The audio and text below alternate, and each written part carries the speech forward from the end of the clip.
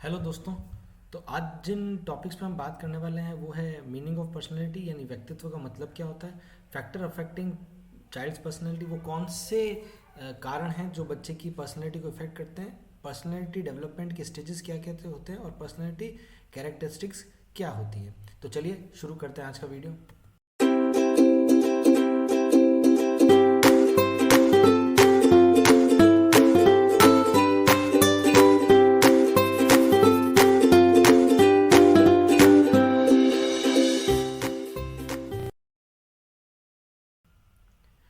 Hello दोस्तों, myself Abhishek and I am a trainer from BPS academy. तो BPS academy के इस channel पे मैं आपका स्वागत करता हूँ। जैसा कि आप जानते हैं, आज हमारा टॉपिक है पर्सनैलिटी, जो कि आपका पेपर नंबर 1 का चैप्टर नंबर 12 रहेगा। तो आज हम पर्सनैलिटी के अलग अलग एस्पेक्ट्स के ऊपर बात करेंगे। तो सबसे पहले हम जानते हैं कि मीनिंग ऑफ पर्सनैलिटी यानी व्यक्तित्व का मतलब क्या होता है। The entire organization of human being at any stage of development is personality.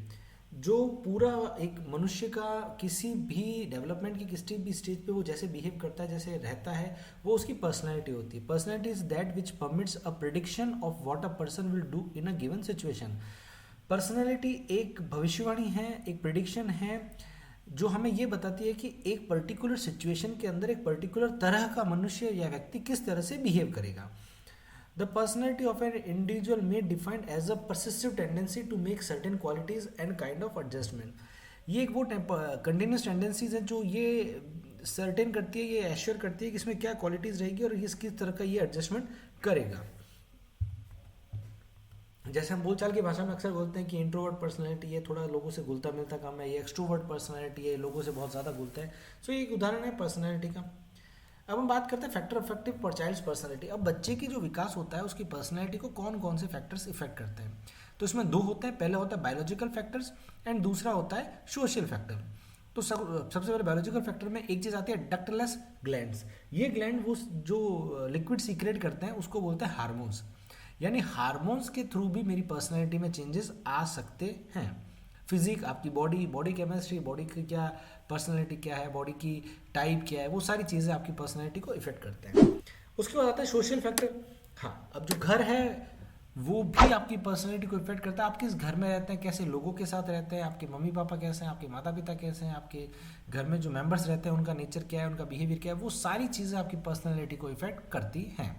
School, obviously school में आप टीचर का बिहेवियर कैसा है, दूसरे बच्चों का बिहेवियर कैसा है, स्कूल में वातावरण कैसा है, ये भी आपकी पर्सनैलिटी को इफेक्ट करता है। इसी तरह से सोसाइटी, समाज, आप किस समाज में रहते हैं, आपके इर्द गिर्द के घर के लोग कैसे हैं, ये सब भी आपकी पर्सनैलिटी को इफेक्ट करते हैं।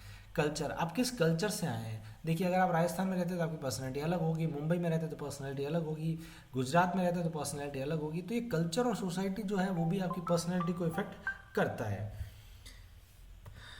अब स्टेज ऑफ पर्सनैलिटी में आता है फर्स्ट 6 ईयर्स।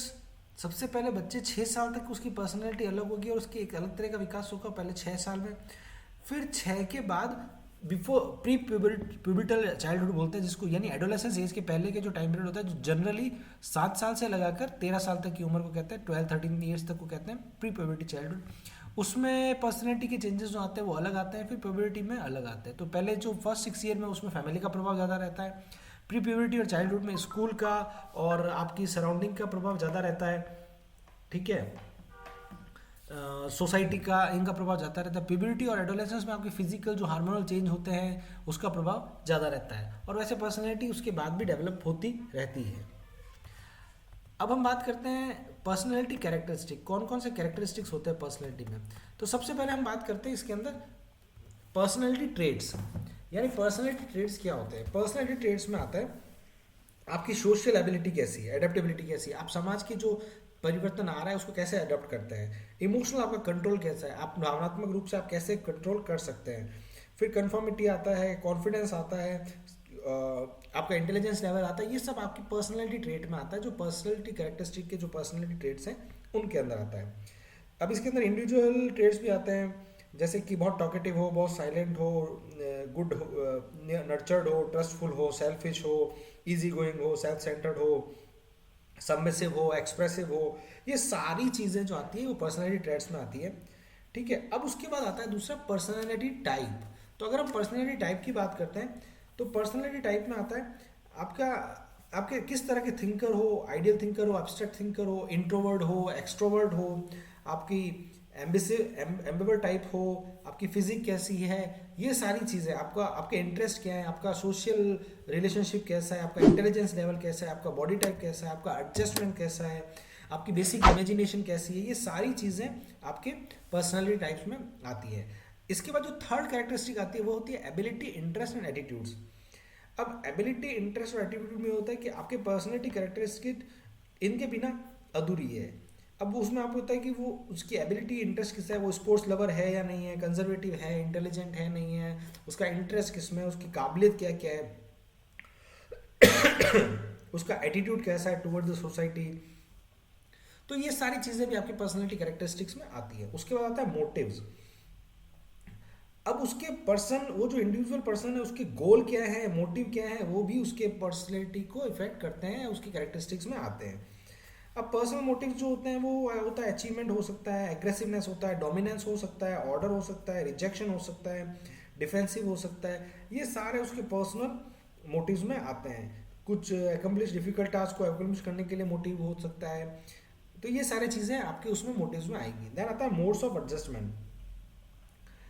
अब एडजस्टमेंट के मोड क्या है, वो कितना एडजस्ट कर सकता है। Conflict of motive approach, approach circumstance, avoidance, avoidance, हम कॉन्फ्लिक्ट को अवॉइड करते हैं, कॉन्फ्लिक्ट को कैसे डिसीजन लेते हैं, एडजस्टमेंट किस लेवल का करते हैं, डिफेंसिव मैकेनिज्म है अपना या कैसा है, फंक्शंस, इफेक्ट ऑफ फंक्शन, जो फंक्शंस का इफेक्ट क्या हो रहा है हमारे ऊपर।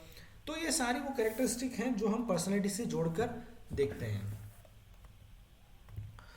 Thank you very much. मुझे उम्मीद है आपको ये वीडियो अच्छा लगा होगा, और अगर आपको इस वीडियो से कुछ फ़ायदा होता है तो प्लीज़ हमारे चैनल को सब्सक्राइब कीजिए और हमारे चैनल को शेयर कीजिए, क्योंकि जब आप हमारे चैनल को शेयर करते हो ये आपके लिए तो फ्री है, पर हमें इससे बहुत मोटिवेशन मिलता है और अच्छे चैनल बनाने का। तो once again thank you very much.